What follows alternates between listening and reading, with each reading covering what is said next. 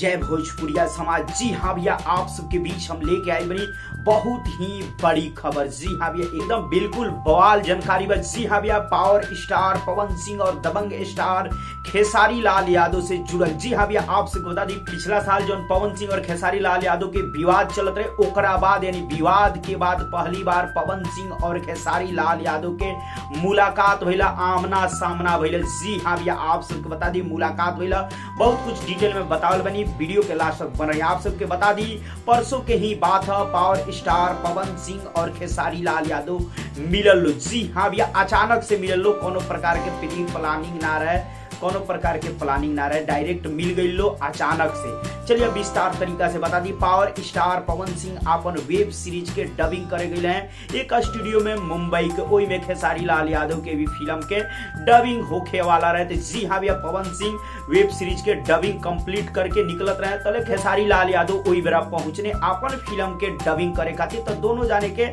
आमने सामने भैया मुलाकात हो गई। जी हाँ भैया, आमने सामने एक दूसरे के दिख गई लो। ओकर बाद भैया मिलल सूत्रों के अनुसार से जानकारी पता चल बा, आप सबके बता रहल बनी, काफी देर बैठ के उ लोग बातचीत भी कैले लो। जी हाँ भैया, मुलाकात के लो बहुत ही प्रेम भाव और भाईचारा के साथ। जी हाँ भैया, अभी तक कोनो तस्वीर वीडियो नहीं आई, हालांकि जानकारी हमनी के थोड़ा लेट से भी पता चलल है, जौन की परसों ही मुलाकात भई और एक जानकारी कल तक हम लोग के पता चलल। तो चलिए आज हम आप सबके बता रहल बनी, काहे कि कल थोड़ा सा हमरा टाइम ना मिलल, वीडियो ना बना पानी, आज आप सबके बता रहल बनी पवन सिंह खेसारी लाल यादव मिलल लो। और ओकरा बाद भैया खेसारी लाल यादव एक इंटरव्यू में का कहले बने ए मुद्दा के पूछले पर। जी हाँ भैया, एक इंटरव्यू में खेसारी लाल यादव से पूछल गइल बा, खबर सुनने में आ रहा है कि आप और पवन जी मिले थे, जो कि बीच में काफी दूरी भी हो गया था।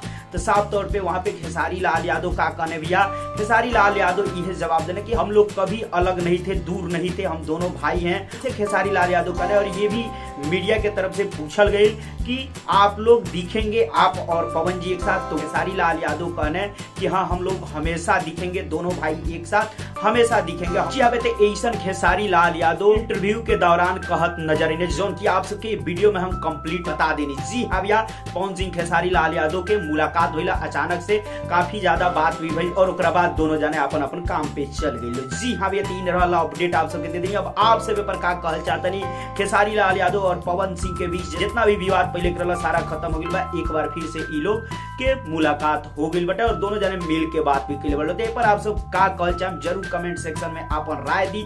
आप सब कितना खुश बानी पवन सिंह खेसारी लाल यादव एक बार फिर से एक हो गइल बटे, पर कमेंट सेक्शन में अपन राय जरूर दी। चलते चलते वीडियो के लाइक करी, ज्यादा से ज्यादा वीडियो के शेयर करी।